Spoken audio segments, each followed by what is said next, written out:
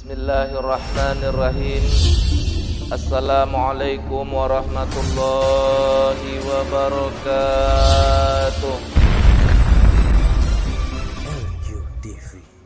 Alhamdulillahi rabbil alamin. Wassalatu wassalamu ala asrafil anbiya'i wal mursalin wa ala alihi wa sahbihi ajma'in. Qala Allah Ta'ala fi kitabihil Qur'anil Karim. A'udzu billahi minasy syaithanir rajim. Bismillahirrahmanirrahim. Ya ayyuhalladzina amanu dkhulu fis-silmi kaffah wa la tattabi'u khutuwatis syaitan innahu lakum aduwwum mubin. Shadaqallahul azim. Puji serta syukur kita mari sama-sama haturkan kehadirat Allah Subhanahu wa taala atas nikmat anugerah yang demikian banyak yang diberikan Allah kepada kita, terutama sekali tentunya adalah nikmat iman dan nikmat Islam. Kemudian selawat berangkaikan salam mari sama-sama kita berikan dengan segenap kerendahan hati kita kepada baginda Rasulullah Muhammad sallallahu alaihi wasallam. Kiranya dengan mensyukuri nikmat Allah dan berselawat kepada Rasul, kita termasuk ke dalam kelompok orang-orang yang sedikit, yaitu orang-orang yang pandai bersyukur kepada Allah dan orang yang senantiasa berhubungan kepada Rasulullah sallallahu alaihi wasallam. Salawat itu artinya secara bahasa doa, atau solawat itu bisa juga bermakna hubungan. Jadi ketika kita bersolawat kepada Rasulullah sallallahu alaihi wasallam, maka sesungguhnya kita berhubungan dengan beliau. Kita butuh hubungan dengan Rasulullah karena yang menyampaikan kita kepada Allah itu adalah Rasulullah. Seandainya kita tidak berhubungan kepada Rasulullah, maka kita tidak akan sampai kepada Allah. Makanya sumpah kita itu dua. Asyhadu an la ilaha illallah wa asyhadu anna Muhammadar Rasulullah. Itu sumpah itu. Aku bersumpah, aku bersaksi, ya. Aku mengaku, aku bersaksi bahwa tidak ada Tuhan kecuali Allah, dan aku bersaksi bahwa Muhammad itu utusan Allah. Jadi ini sumpah. Kita sudah bersumpah bahwa tidak ada Tuhan kecuali Allah, dan kita pun sudah bersumpah bahwa Nabi Muhammad itu Rasul Allah. Artinya Rasul itu utusan. Jadi kita sampai kepada Allah itu lewat utusannya, lewat Rasulnya. Kita tidak bisa sampai kepada Allah kalau tidak melalui Rasulnya. Itu perlu. Jadi kalau ada orang berhubungan dengan Allah dengan banyaknya zikir, tapi dia tidak melaksanakan sholat secara syariat, dia tidak melakukan sholat subuh, dia tidak melakukan sholat zuhur, dan sholat-sholat yang 5 waktu, apalagi sholat-sholat sunnah, maka orang yang seperti ini zikirnya ditolak oleh Allah. Walaupun dia ahli zikir. Kenapa? Karena dia tidak melalui Rasulullah untuk sampai kepada Allah. Tidak bisa, batal.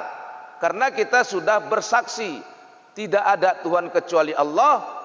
Yang bisa menyampaikan kepada itu adalah Rasulullah sallallahu alaihi wasallam. Bapak-bapak dan saudara-saudara hadirin yang dirahmati Allah, kiranya pada malam hari ini kita akan membahas tentang fadilah atau hakikat daripada ilmu.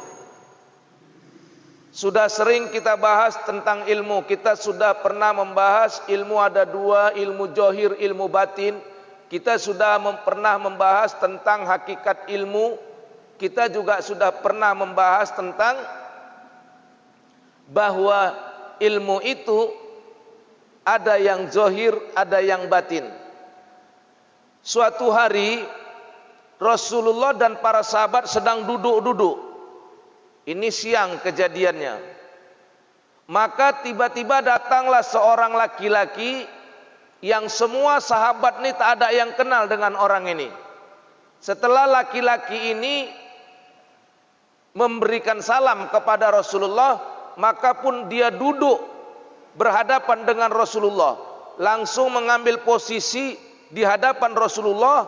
Duduknya itu sampai lututnya dengan lutut baginda Rasulullah bersentuhan. Jadi mereka itu duduk berhadap-hadapan, disaksikan para sahabat, lutut mereka bersentuhan. Lutut Rasulullah dengan lutut orang ini bersentuhan. Orang ini begitu bersih dengan pakaian putih yang bersih, ya, rambutnya yang hitam. Tidak tampak dia baru melakukan perjalanan seperti orang yang datang tiba-tiba saja. Tidak kelihatan dia seperti baru melakukan perjalanan. Tapi tidak seorang pun sahabat yang kenal kepada orang ini. Tidak ada yang kenal dengan orang ini. Dengan lelaki ini tidak ada yang kenal. Nah, kemudian setelah orang ini merapatkan lututnya dengan lutut Rasulullah dalam duduknya, kemudian dia meletakkan kedua tangannya di atas paha Rasulullah. Dia letakkan tangannya di atas paha baginda Rasulullah. Seperti ini kira-kira. Dia letakkan tangannya di atas paha Rasulullah. Kemudian dia bertanya kepada Rasulullah, "Ya Rasulullah, akhbirni anil Islam. Coba jelaskan kepadaku apa itu Islam." Maka Rasul pun menjawab, "Al-Islamu an tashhada an la ilaha illallah wa anna Muhammadar Rasulullah wa tuqimas shalah wa tu'tiyaz zakah wa tasawmar ramadan wa tuhijjal baiti man istata'a ilaihi sabila." Wahai Rasulullah, coba jelaskan kepadaku apa itu Islam. Maka Rasulullah mengatakan, Islam itu engkau bersahadat, engkau bersaksi tidak ada Tuhan kecuali Allah dan Muhammad itu adalah utusan Allah. Dan yang kedua, kamu menegakkan sholat, aqimis sholah. Yang ketiga berikutnya, kamu membayar zakat. Yang keempat, kamu berpuasa. Yang kelima, kamu berhaji ke Baitullah bila kamu sanggup melakukan perjalanan ke sana. Setelah orang ini mendengar jawaban Rasulullah, dia pun mengatakan, "Sodakta, benar engkau." Sahabat heran, kenapa orang ini bertanya, kemudian setelah dijelaskan Rasulullah, dia malah membenarkannya. Jadi seolah-olah orang ini pun sudah tahu apa itu Islam.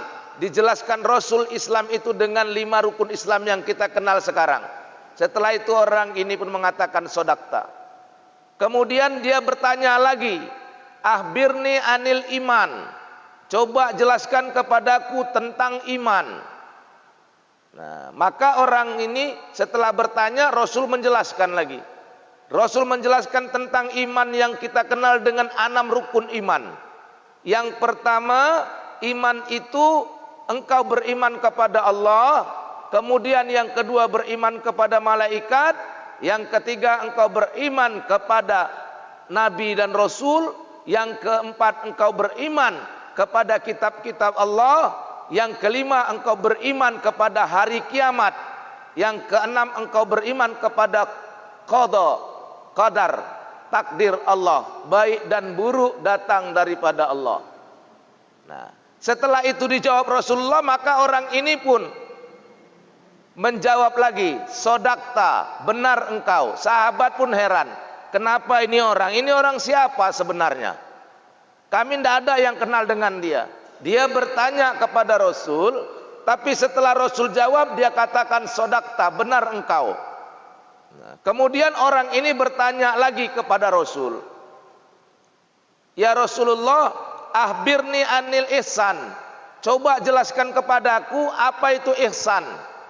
Maka Rasul menjawab, "Al ihsanu an ta'budullaha ka'annaka tarahu fa illam takun tarahu fa innahu yaraka. Ihsan, kebaikan. Ihsan itu artinya kebaikan. Ihsan itu, kebaikan itu, engkau beribadah kepada Allah seolah-olah engkau melihat Allah. Apabila engkau tidak bisa melihat Allah, maka Allah pasti melihat engkau. Sodakta, kata orang ini berikutnya. Benar engkau ya Rasul. Nah, sahabat pun heran juga. Sampai pertanyaan yang keempat, dia bertanya, akhbirni anis sa'ah. Coba jelaskan kepadaku kapan terjadinya hari kiamat. Jadi ada 4 pertanyaan orang ini kepada Rasul. Yang keempat dia tanya, akhbirni anis sa'ah. Kapan terjadi hari kiamat? Maka Rasul menjawab, yang ditanya tidak lebih tahu daripada yang bertanya. Artinya saya tidak lebih tahu daripada kamu. Rasul tidak menjawab pertanyaan tentang kapan terjadinya hari kiamat. Nah, kalau ditanya sebenarnya apakah Rasul tidak tahu kapan hari kiamat? Tahu sebenarnya Rasul.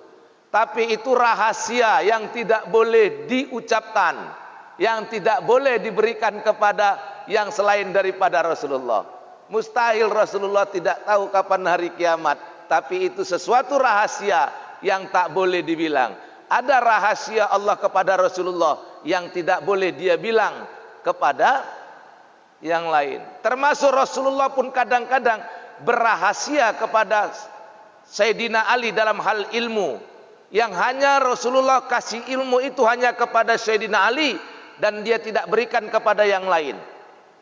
Jadi ada rahasia Allah kepada Rasul yang Rasul tak boleh ceritakan kepada orang lain. Dan juga ada rahasia Rasul kepada sahabatnya yang tak boleh sahabat lain tahu. Nah, itu namanya rahasia, Pak. Tapi kalau kita kebanyakan rahasia umum. Ini rahasia ya, jangan bilang-bilang. Nah, ya. Ngomong ke orang lain lagi, ini rahasia kita 2 aja ya, jangan bilang-bilang. 100 orang Pak, cuman kita 2, cuman kita 2. 100 kali dia jumpa orang, Pak udah berapa orang? 100 orang yang udah tahu. Itu rahasia umum, itu biasanya kita begitu. Kalau rahasia Allah kepada Rasul, Rasul betul-betul pegang, nggak bilang kepada siapapun. Nah. Kemudian malaikat tanya lagi, kalau kamu tidak mau menceritakan kapan hari kiamat, kapan terjadi hari kiamat, coba jelaskan apa tanda-tanda datangnya hari kiamat. Nah, jadi ada 5 pertanyaan itu ya. Apa tanda-tanda datangnya hari kiamat? Maka Rasul menjelaskan bahwa tanda-tanda hari kiamat itu bahwa nanti budak melahirkan tuannya. Apabila sudah budak melahirkan tuannya. Ini bahasanya bahasa kias, bahasa majas. Apa makna budak melahirkan tuannya? Ya. Nah, kemudian nanti akan engkau lihat orang-orang dari pelosok pedalaman sudah membangun bangunan yang tinggi-tinggi. Nah, jadi orang-orang pedalaman, orang pelosok-pelosok, ya. Di sana juga ada orang Baduinya, ya. Ada.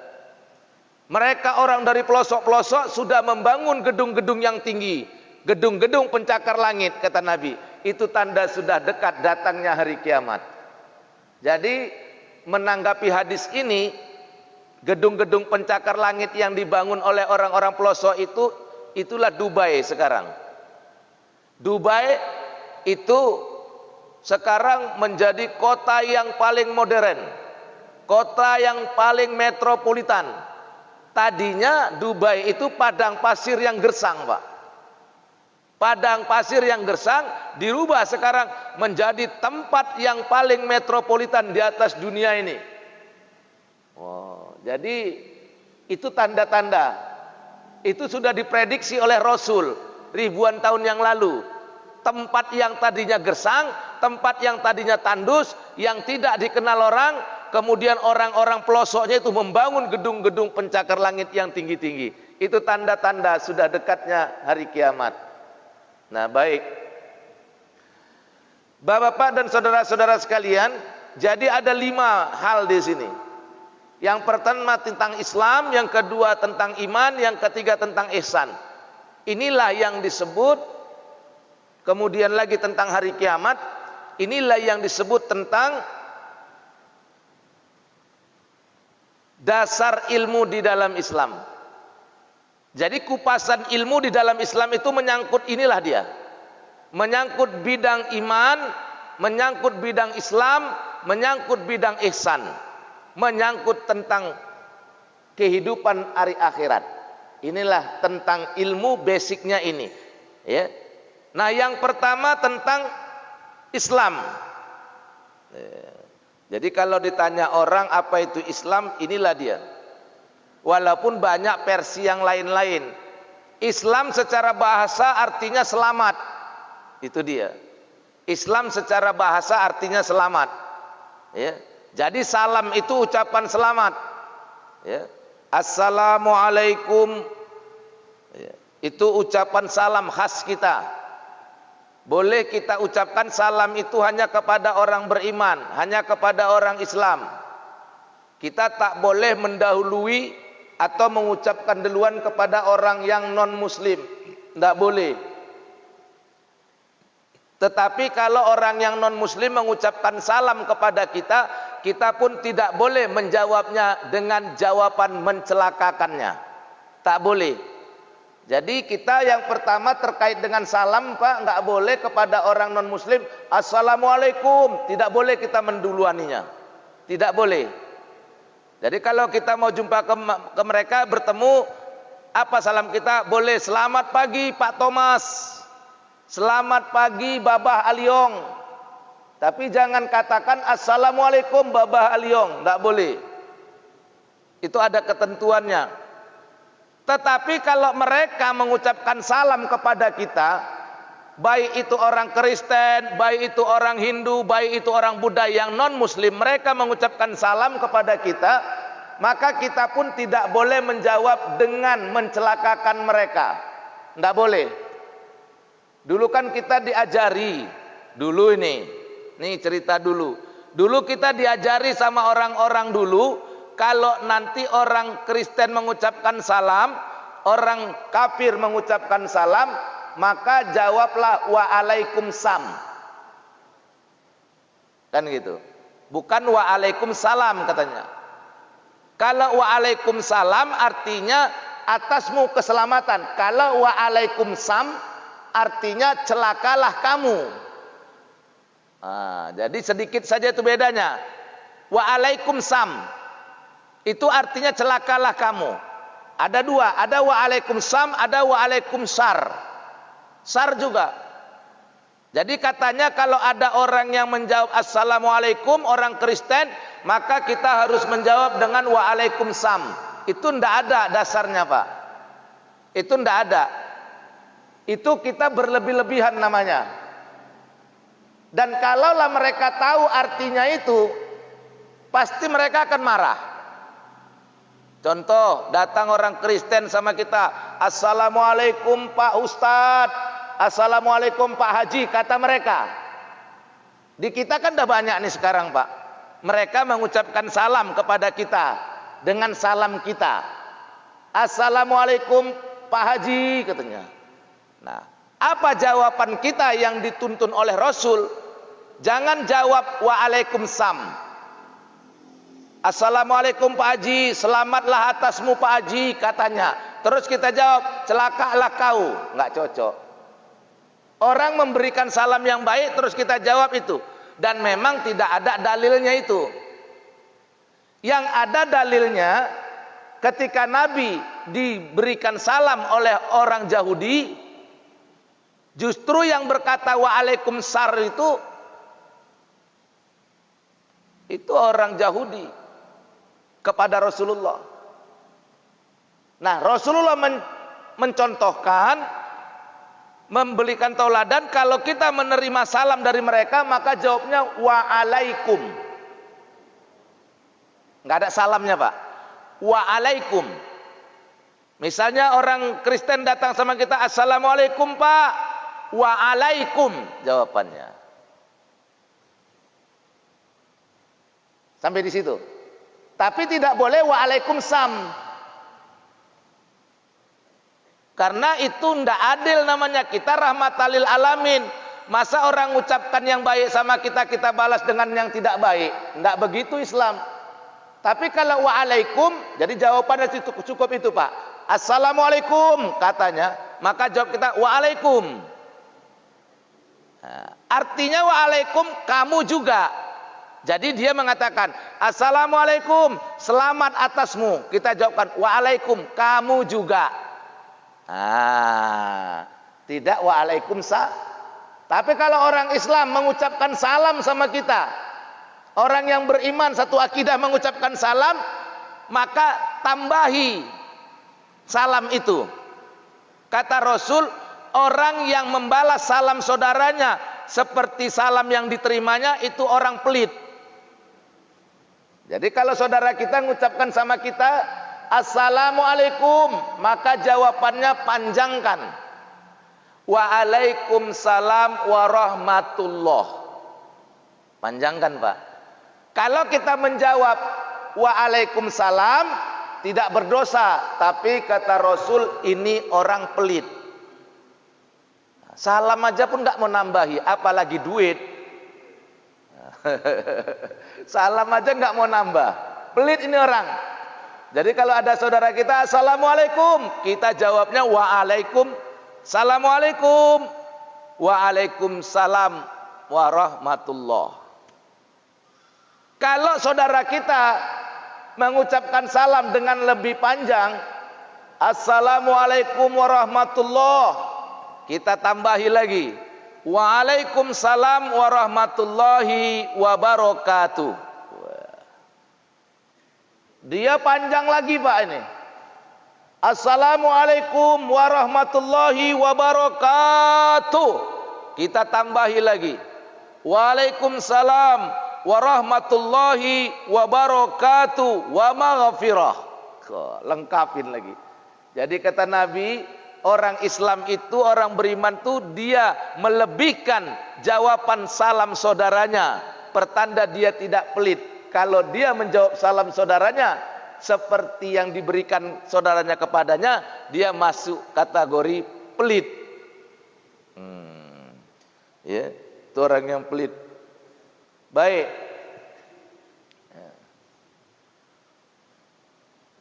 Ya kalau duit pun kita begitulah. Kita ini kan suka kalau kebaikan kita kurangi Pak. Orang pesta itu masih ngasihnya berdasarkan balas dendam. Waktu dia pesta 2 tahun yang lalu dikasih duit 25.000 amplopnya. Terus waktu yang tahun berikutnya dia pun ngasih 25.000 juga. Ditanya, kenapa ngasih 25.000? Wong dia dulu ngasih 25.000 kok. Seharusnya kita itu lebihkan. Dulu kamu ngasih waktu saya pesta, kamu ngasih 25.000. Nah, hari ini kamu pesta saya lebihkan, tak kasih 25.000 gopek. Yang penting lebih 25.000 gopek kan udah lebih Pak. Dulu kamu ngasih 25.000, sekarang saya ngasih 26.000. Nah itu masih belum parah Pak. Ada orang lebih parah lagi, waktu undangan itu ngasih amplopnya berdasarkan enak atau tidak makanannya. Dari rumah udah disiapkan duit 50.000, mau ngasih sama yang punya hajatan pesta. Sampai di tempat pesta, pas makan, rupanya rendangnya keasinan, toconya kepedasan, nasinya gosong, nggak jadi ngasih limpul. Duit limpul ditarik, dimasukkan duit 10.000. Kok ngasihnya 10.000 Pak? Wong makanannya nggak enak. Nah, ngasih berdasarkan nah ini kita ini kita manusia begini ngasihnya. Seharusnya ya nggak gitulah, ya. Nah, jadi jangan memberikan kepada saudara itu dasarnya dendam, tidak. Kalau memang kita lagi ada rezeki, lebihkan. Jadi orang yang beriman itu melebihkan pemberian kepada saudaranya daripada yang diterimanya dari saudaranya. Itulah orang beriman yang baik. Itu dia. Itu yang pertama terkait dengan salam, Pak. Terus bagaimana kalau orang Kristen? Ya. Udah saya jelaskan. Kalau dia memberikan salam, tapi kita tidak boleh. Lalu kalau di satu pertemuan, di satu majelis, di situ ada Islam, ada Kristen, ada Buddha, ada Hindu, ada agama lain. Bolehkah kita mengucapkan salam kepada majelis itu? Boleh. Karena di situ ada orang Islam, ada yang beriman, ada yang tidak beriman. Kita boleh mengucapkan Assalamualaikum warahmatullahi wabarakatuh. Nah, ya, begitu. Baik, ini terkait dengan ucapan salam. Nah, yang pertama itu syahadat. Rukun Islam itu sudah dijelaskan oleh Nabi ada 5. Yang pertama itu syahadat. Syahadat inilah menjadi pangkal dari seluruhnya. Makanya rukun Islam itu yang pertama bukan sholat. Yang pertama rukun Islam itu syahadat. Sholat itu rukun Islam yang kedua. Artinya sebelum sholat orang bersahadat dulu. Sebelum orang masuk Islam, orang mau masuk Islam ditandai dengan syahadat. Asyhadu an la ilaha illallah wa asyhadu anna Muhammadar Rasulullah. Itu syahadat dulu. Itu syahadat bagi mu'alaf. Orang mu'alaf yang mau masuk Islam disuruh mengucap syahadat, 2 kalimat syahadat. Asyhadu an la ilaha illallah wa asyhadu anna Muhammadar Rasulullah. Orang yang mukallaf, jadi orang mu'alaf itu baru masuk Islam satu, Pak. Baru masuk Islam disebut mu'alaf. Tetapi sebenarnya mu'alaf ini bukan orang yang baru masuk Islam saja. Ya. Orang mu'alaf itu artinya orang yang dilunakkan hatinya. Jadi kalau ada orang baru masuk Islam, tapi dia suka kepada orang Islam, tidak mengganggu orang Islam, itu juga disebut mu'alaf. Dia belum masuk Islam. Atau pemimpin kafir, pemimpin yang bukan Islam, dia itu tidak mengganggu umat Islam, mereka juga disebut mu'alaf. Artinya mereka boleh mendapatkan zakat, boleh dikasih zakat. Selama ini kan pengertian kita mu'alaf itu orang yang baru masuk Islam. Ternyata bukan itu saja. Orang yang baru masuk Islam bisa disebut mu'alaf. Orang yang belum masuk Islam tapi suka kepada agama Islam, suka kepada orang Islam, itu disebut juga mu'alaf. Yang ketiga disebut mu'alaf pemimpin yang kafir tapi mereka tidak mengganggu umat Islam, itu mu'alaf. Boleh dikasih zakat, Pak. Jadi nanti kalau bulan Ramadan ada penerimaan zakat, tengok di situ di masyarakat ada dapat informasi ada orang Kristen yang sudah suka dengan Islam. Aku senang kali kalau nengok orang Islam ke masjid, apalagi bulan puasa lah. Senang kali aku nengok orang Islam yang berpuasa, suka aku nengoknya. Nah, orang yang kayak gitu boleh dikasih zakat, Pak. Itu namanya mu'alaf. Hatinya sudah lunak terhadap Islam, walaupun dia belum masuk Islam. Nah, itu boleh dikasih zakat, Pak. Mu'alaf itu boleh kasih zakat sama dia. Ini kami umat Islam kalau bulan Ramadan ada ngumpulkan zakat fitrah. Nah, ini dikasih kamu, boleh dia dikasih, tidak apa-apa, Pak, boleh. Atau di tempat yang daerah tertentu kepala desanya Kristen, misalnya kepala desanya Kristen, ya, dan yang kepala desa ini nggak pernah mengganggu umat Islam di situ. Umat Islam mau bangun masjid, didukung sama dia, silakan bangun. Umat Islam bikin pengajian nggak diganggu sama dia, silakan. Nanti pada waktu penerimaan zakat, badan amil boleh kasih sebagian daripada zakat itu kepada pemimpin ini. Ini disebut juga mu'alaf. Nah, luas ya pengertian mu'alaf itu, Pak. Inilah perlunya kita mengaji. Nah, baik. Nah, kemudian di dalam tatanannya itu 5 rukun Islam.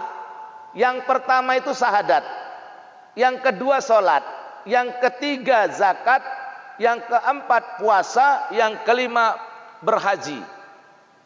Nah, ini. Ya, inilah dia dasarnya. Ya. Nah, nanti akan kita bahas tentang hakikat syahadat. Setelah kita buka ini tadi sejarahnya, insya Allah ke depan kita akan membahas hakikat syahadat, hakikat sholat, hakikat zakat, hakikat puasa, hakikat haji. Hari ini sengaja kita buka itu tadi backgroundnya tentang syahadat, backgroundnya tentang iman, backgroundnya tentang ihsan, ya. Dasarnya tadi. Nanti ke depannya insya Allah kita mulai masuk. Apa itu hakikat syahadat? Apa itu hakikat sholat? Apa itu hakikat puasa? Dan selanjutnya apa itu hakikat tentang rukun iman tadi? Insya Allah ke depan mulai kita bahas satu persatu. Pada hari ini kita memang membahas tentang latar belakang, background, tentang jawaban Rasul tentang Islam, iman, ihsan dan hari kiamat. Tapi ada yang saya lupa melanjutkan keterangan hadis tadi. Maaf, lupa saya. Setelah Rasulullah menjelaskan semuanya itu, maka orang ini pun pergi, laki-laki tadi. Ini saya lupa melanjutkannya tadi. Maka saya lanjutkan sekarang. Maka orang ini pun pergi, meninggalkan Rasul dan sahabat. Tapi perginya orang ini enggak kelihatan. Perginya hanya nampak beberapa saat saja, tiba-tiba hilang gitu, seret gitu. Nah, jadi kalau orang biasa itu kan nampak, ya, nampak jalannya, nampak bekasnya dia jalan. Ini anehnya orang ini tidak nampak bekas dari melakukan perjalanan jauh, tapi tidak seorang sahabat pun yang kenal dengan dia. Dan ketika dia pergi, berlalu begitu saja. Berlalu begitu saja orang ini. Nah, kemudian setelah orang itu hilang dari pandangan mereka, enggak kelihatan orang itu jalannya gitu sampai jauh, enggak. Kalau dalam bahasa Inggrisnya mbak berbet gitu aja, hilang gitu ya. Nah, kemudian Rasulullah menjelaskan kepada sahabat. Apa kata Rasulullah? Kalian tahu siapa yang datang tadi, kata Rasulullah. Nah, Rasulullah tanya, kalian tahu itu orang siapa gitu kira-kira? Tahu enggak itu siapa? Maka sahabat menjawab, hanya Allah dan Rasulnya yang tahu. Nah, sahabat itu kalau ditanya enggak mau sok tahu, Pak. Enggak sok tahu dia. Ditanya, tahu enggak kalian siapa orang itu tadi? Maka sahabat berkata, hanya Allah dan Rasulnya yang tahu. Maka Rasul jelaskan, ketahuilah orang yang tadi itu adalah malaikat Jibril. Rupanya yang datang laki-laki itu tadi bukan orang biasa, Pak. Malaikat Jibril. Inilah dasar bahwa ulama-ulama kita berkeyakinan bahwa malaikat itu bisa menyerupai manusia.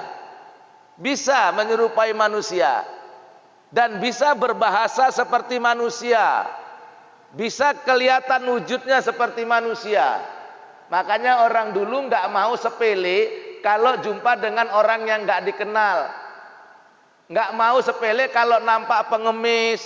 Nggak mau sepele, nggak mau lancang kalau nampak orang yang kumuh-kumuh di jalan. Karena kalau orang dulu bilang, jangan-jangan dia malaikat. Nah, sampai-sampai begitu. Ya, nggak boleh sepele. Nah, kalau orang dulu begitu. Kalau orang sekarang sudah kurang pemahamannya terhadap itu. Nah, inilah menunjukkan bahwa ada malaikat yang bisa menyamar seperti manusia. Apa kata Rasul? Dia adalah malaikat Jibril. Dia datang kepada kalian untuk menjelaskan tentang agama dan iman kepada kalian, kata Rasulullah. Jadi yang datang itu tadi siapa Pak? Malaikat Jibril. Pantaslah dia mengatakan, sodakta, benar engkau ya Muhammad. Ini yang dapat kita sampaikan kajian kita pada malam